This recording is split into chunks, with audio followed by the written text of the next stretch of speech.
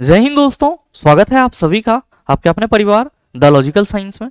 मैं हूं आलोक सिंह आतिश और उम्मीद करता हूं आप सभी अच्छे होंगे और आपके चेहरे पे एक प्यारा सा स्माइल जरूर लौट आया होगा। बहुत सारे मित्र कल रात से ही लगातार व्हाट्सएप पे, मैसेंजर पे, साथ ही यूट्यूब वीडियो के नीचे कमेंट में अपना रिजल्ट लिख रहे हैं कि गुरुजी हमारा हो गया, गुरुजी हमारा हो गया। तो बड़ा अच्छा लगता है। और मेरे मित्र, आप सभी को बहुत बहुत बधाई। और ये सफलता आप सबों की सेक्रीफाइस, आप सबों का डेडिकेशन और एंडलेस एफर्ट का रिजल्ट है।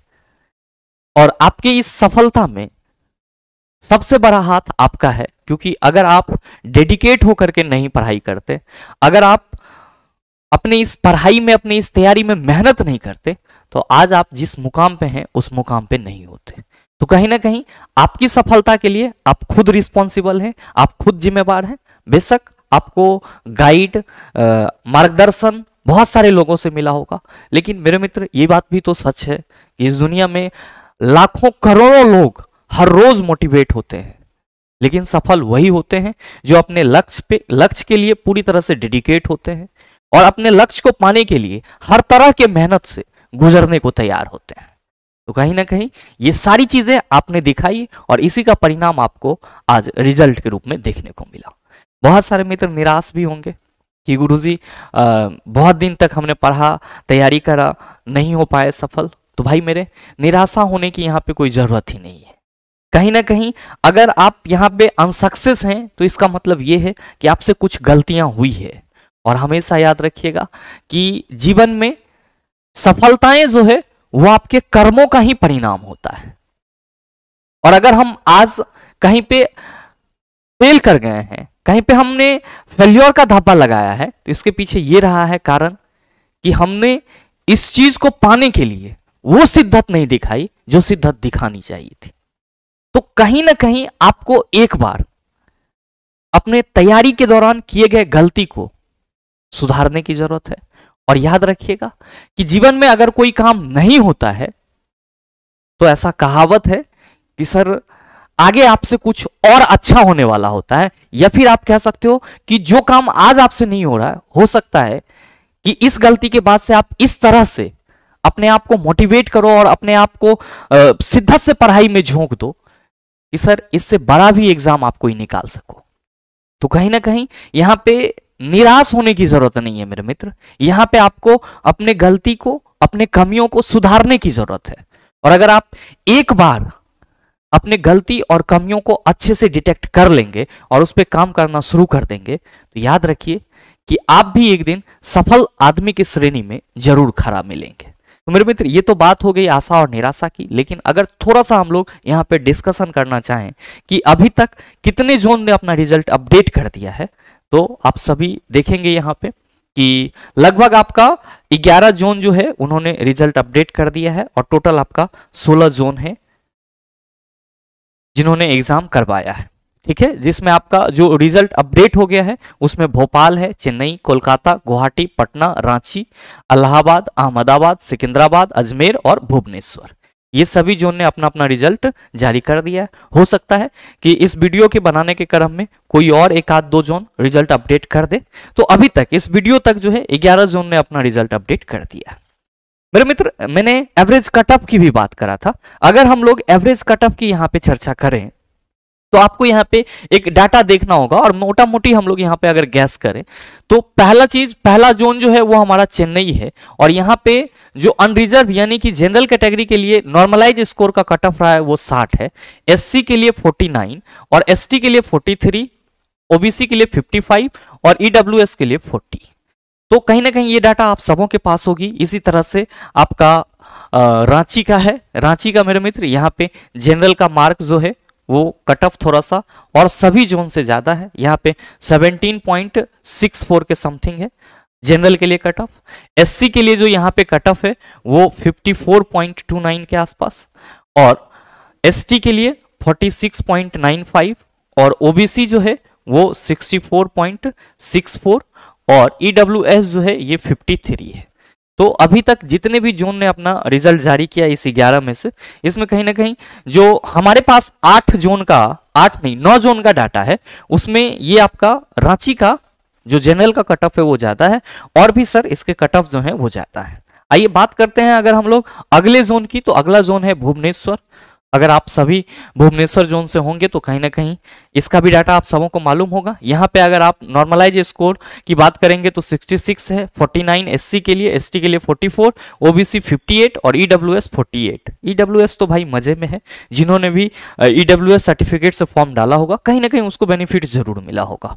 ठीक है, अगर हम बात करें अगले चेन्नई की, तो सर चेन्नई की 60 है जनरल में, एससी 49, एसटी 43, ओबीसी 55, ईडब्ल्यूएस 40 है यहाँ पे। गुवाहाटी का भी सर जनरल में 60, एससी 47, एसटी 36, ओबीसी 50, ईडब्ल्यूएस 40 है। नेक्स्ट अगर हम लोग बात करें चंडीगढ़ की, तो चंडीगढ़ भी आपका जनरल में 60 है, एससी में 45, एसटी में 42, ओबीसी 54, इस तरह से है, ईडब्ल्यूएस 47 है। अहमदाबाद की बात करें तो 62, 50 एससी, एसटी 49, ओबीसी 58, ईडब्ल्यूएस 51। और अगला अगर हम बात करें किसकी, कोलकाता की, तो कोलकाता 69, रांची के बाद अभी तक के जोन में ये हमको ज्यादा लग रहा है कट ऑफ यहाँ पे। एससी का 58, एसटी 48, ओबीसी 65, ईडब्ल्यूएस 50। ठीक है, और आगे इतना ही जोन का डाटा हमारे पास था। मेरे मित्र ये इतना जोन काफी है एक अंदाजा लगाने के लिए, एक अनुमान लगाने के लिए कि एवरेज कट ऑफ क्या रही है। आप देखेंगे तो नॉर्मलाइज स्कोर अगर आप हर एक जोन का अलग अलग तरीके से निकालेंगे और उसको एवरेज के रूप में देखेंगे तो कहीं ना कहीं आपको यह मिलेगा कि सर जो भी अभी हम लोगों ने डाटा देखा है उसमें जनरल कैटेगरी की बात करें तो ये आपका कोलकाता 69 है और रांची जो है वो आपका 70 है। बाद बाकी जो है वो क्या है, तो सर 60 से 65 के बीच में है। जैसे कि आपका अहमदाबाद हो गया 62 है, चंडीगढ़ 60 है आपका, फिर आपका गुवाहाटी ये भी 60 है, और फिर आपका चेन्नई है ये भी 60 है, फिर जो है आपका भुवनेश्वर 66 है, और फिर आगे आपका रांची 70। तो ये तो आपका थोड़ा यहाँ पे महंगा है सर, महंगा नहीं मतलब थोड़ा सा यहाँ पे कट ऑफ ज्यादा है, 70 वहां पे नॉर्मलाइज स्कोर के रूप में है। तो आप एक ऑन एन एवरेज अगर कट ऑफ की बात करें, ऑन एन एवरेज, तो आप ये कह सकते हैं कि गुरुजी 60 प्लस जो नॉर्मलाइज स्कोर है, नॉर्मलाइज मार्क की बात कर रहे हैं, मैं रॉ मार्क की बात नहीं कर रहा हूं, क्योंकि रॉ मार्क पे नॉर्मलाइजेशन होके आपका ये इतना कट ऑफ दिया गया है। नॉर्मलाइज मार्क की अगर हम बात करें तो 60 प्लस है, मतलब क्या आप कह सकते हो कि सर 60 से 65 ऑन एन एवरेज का रहा। हाँ, एक दो जोन का हाई गया है जिसमें आपका रांची है सर, रांची में जनरल के कट ऑफ की बात करेंगे तो 70 है, और साथ में कोलकाता भी है सर। ठीक है, कोलकाता का आपका 69 है। तो कहीं ना कहीं अगर आप ऑन एन एवरेज की बात करें और दूर से आपने फॉर्म डाला था और आपका इतना स्कोर बन रहा था तो आप पहले से भी सुरक्षित थे।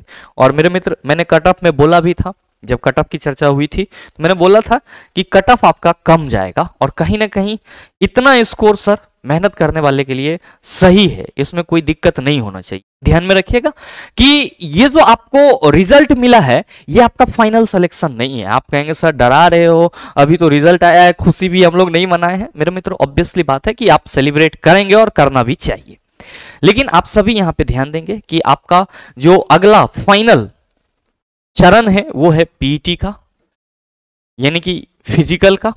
ठीक है, तो कहीं ना कहीं आप सबों को इसकी तैयारी जरूर करना चाहिए। अभी आपके पास कह सकते हो कि 15 से 18 दिन है, आज 23 तारीख है, और 23, 8, 31 और उधर 12 से मतलब 20 दिन मोटा मोटी करके चलोगे, लेकिन 15 दिन हम मानते हैं सर। 6 दिन तो आप आराम से पैर हाथ दर्द का छुट्टी भी ले लोगे सर, क्योंकि होता है, आप लगातार नहीं कर सकते।